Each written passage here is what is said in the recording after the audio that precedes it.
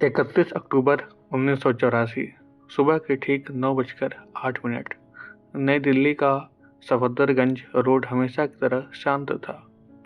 भारत की सबसे ताकतवर और लोकप्रिय प्रधानमंत्री श्रीमती इंदिरा गांधी एक ब्रिटिश डॉक्यूमेंट्री के लिए इंटरव्यू देने जा रही थी।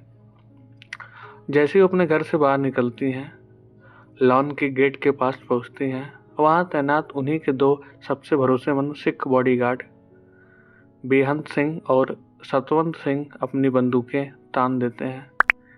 एक के बाद एक कुल 31 गोलियां इंदिरा गांधी जी के शरीर के आर पार हो जाती हैं।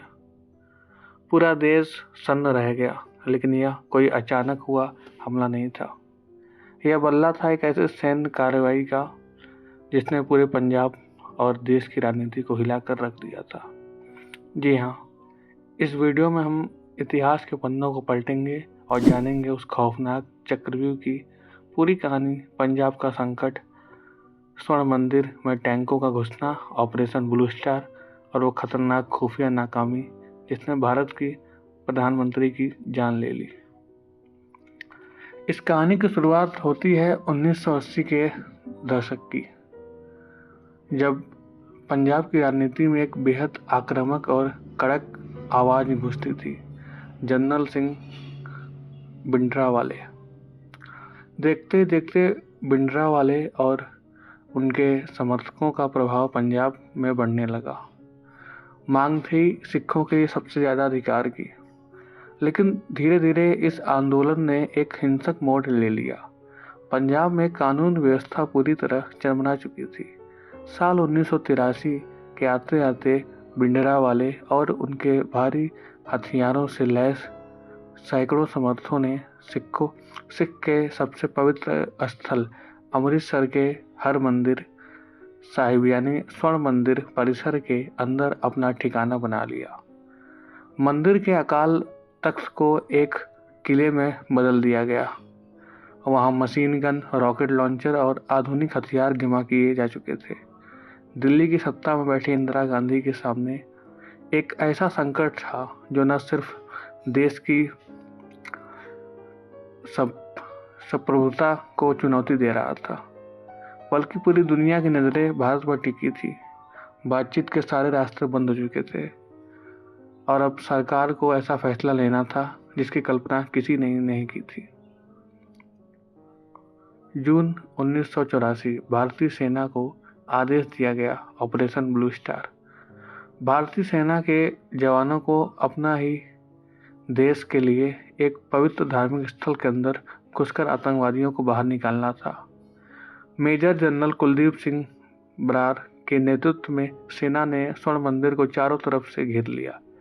3 जून को पूरे पंजाब में कर्फ्यू लगा दिया गया, फोन लाइनें काट दी गई और मीडिया पर पूरी तरह पाबंदी लगा दी गई।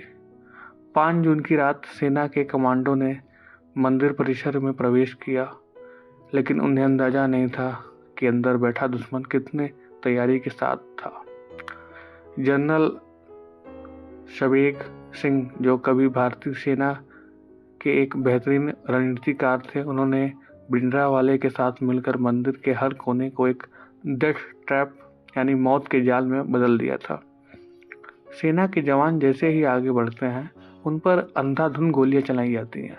जी हाँ, भारी नुकसान झेलने के बावजूद मजबूरन 6 जून की सुबह भारतीय सेना को अमृतसर के पवित्र परिसर के अंदर भारी टैंक उतारने पड़े।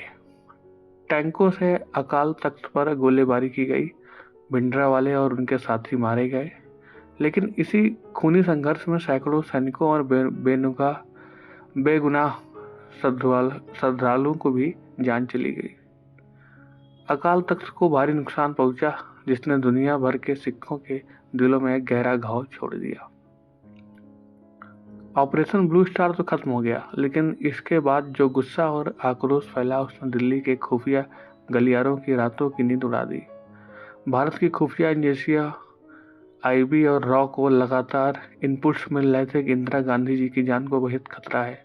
खुफिया एजेंसियों ने सख्त सिफारिश की प्रधानमंत्री की सुरक्षा में तैनात सभी सिख सुरक्षा कर्मियों को तुरंत हटा दिया जाए, लेकिन जब यह फाइल श्रीमती इंदिरा गांधी जी के पास पहुंची तो उन्होंने इनकार कर दिया। उन्होंने कहा, अगर मैं अपने ही सिख जवानों को हटा दूंगी तो देश में धर्म निरपेक्षता का क्या संदेश जाएगा? क्या मैं अपने ही लोगों पर शक करूंगी? इंदिरा गांधी ने अपनी राजनीतिक छवि और अपने देशवासियों पर भरोसा को अपनी सुरक्षा से ऊपर रखा और यही उनकी सबसे बड़ी और आखिरी भूल बन गई। 31 अक्टूबर की उस सुबह बेहन सिंह और सतवंत सिंह, जिन्होंने सालों तक इंदिरा गांधी की सुरक्षा की थी, उनके उसी भरोसे को तार तार कर दिया। बेहन सिंह ने अपनी सर्विस रिवॉल्वर से 3 गोलियां दागी और सतवंत सिंह ने अपनी स्टेन गन की पूरी मैगजीन इंदिरा गांधी के शरीर में खाली कर दी।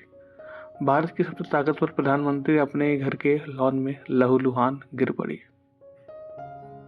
इंदिरा गांधी की मौत की खबर फैलते ही पूरे देश में एक भयानक और हिंसक अंधकार में डूब गया। दिल्ली और देश के कई हिस्सों में 1984 के सिख विरोधी दंगे भड़क उठे, जिसमें हजारों बेगुनाहों सिखों को अपनी जान गंवानी पड़ी। एक राजनेता का लिया गया एक कड़ा फैसला और उसके बाद मिला ये खौफनाक अंजाम। इसने भारत के सामाजिक ताने बाने को दशकों के लिए हिलाकर रख दिया। 1984 की यह कहानी हमें सिखाती है कि राजनीति और राष्ट्रीय सुरक्षा में जब भावनाएं और फैसले आपस में टकराती हैं तो उनकी कीमत पूरे देश को चुकानी पड़ती है। दोस्तों, इतिहास के इस काले पन्ने को देखकर आपको क्या लगता है कि ऑपरेशन ब्लू स्टार के अलावा इंदिरा गांधी जी के पास कोई और रास्ता नहीं बचा था, और क्या खुफिया एजेंसियों की बात न मानना उनकी सबसे बड़ी चूक थी? अपनी राय कमेंट में बताइए। और अगर आप इतिहास और राजनीति के इन अनसुने पहलुओं को गहराई से समझना चाहते हैं तो इस वीडियो को लाइक कीजिए और चैनल को अभी सब्सक्राइब कीजिए। धन्यवाद।